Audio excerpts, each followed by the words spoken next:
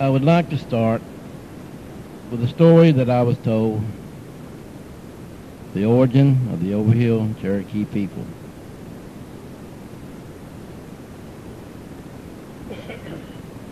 Many, many years ago, there were many Native American tribes in what is now called the northeastern state of the United States of America. They lived along the coastal waters of New York, Pennsylvania, the Carolinas, the Great Lakes, and north into the Canadian region. There were many tribes and bands of Native Americans living in this vast area, such as the Seneca, the Mohawk, the Chippewa, the Iroquois, and many, many more. Within these many tribes, there would be a few in number who could not live in harmony. Maybe they sought to marry outside tribal protocols, had committed crimes and were banished from their town or groups, or just people who wanted their freedom to live independently from their tribe. These people migrated south into what is now Virginia and the Ohio Valley. And as these small groups of people settled in the Virginia area, the mother tribes would harass these individual groups by attacking them from time to time. These renegade groups would then migrate deeper into the southern part of the Virginia valleys. Eventually, some of the groups shared the same areas for living and hunting. And as the years passed, more and more of these small groups realized that by sharing their living areas, they were stronger in defense against their mother tribes.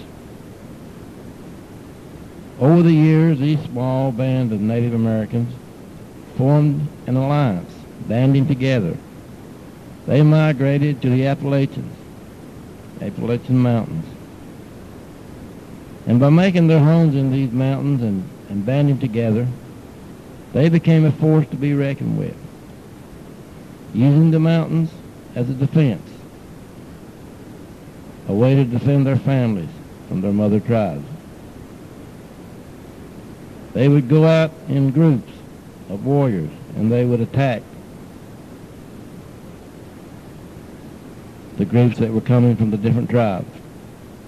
And then they would retreat to the protection of the valleys of the mountains. As time passed, they began to call themselves the real people, or the principal people. The name Cherokee has no meaning in the Cherokee language. However, Salagi is how it is pronounced in the Overhill dialect today. The Cherokee language is closely related with the Iroquois language, according to Native American historians.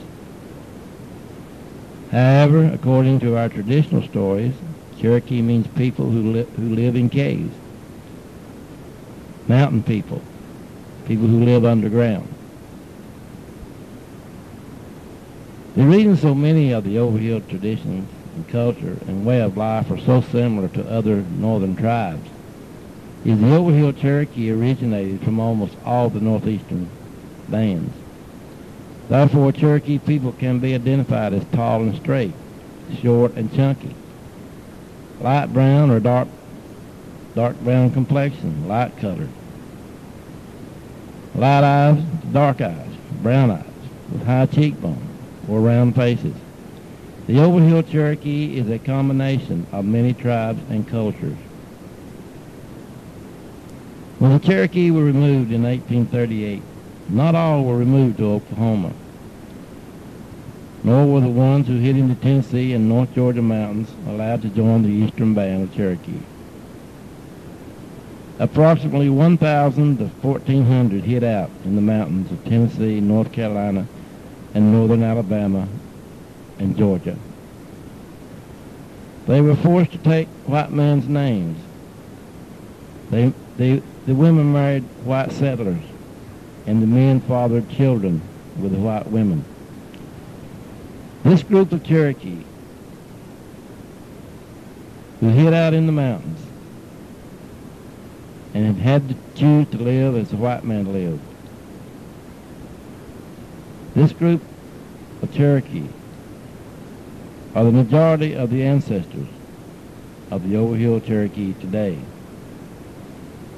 However, some people from the Eastern Band, as well as some recognized by the Western Band of Cherokee, feel a kinship with the Overhill Cherokee, and this is as it should be. We are all children of the Cherokee Nation, and we respect the Eastern Band, and we respect the Western Band, and we only seek peace, and we only seek knowledge about our people.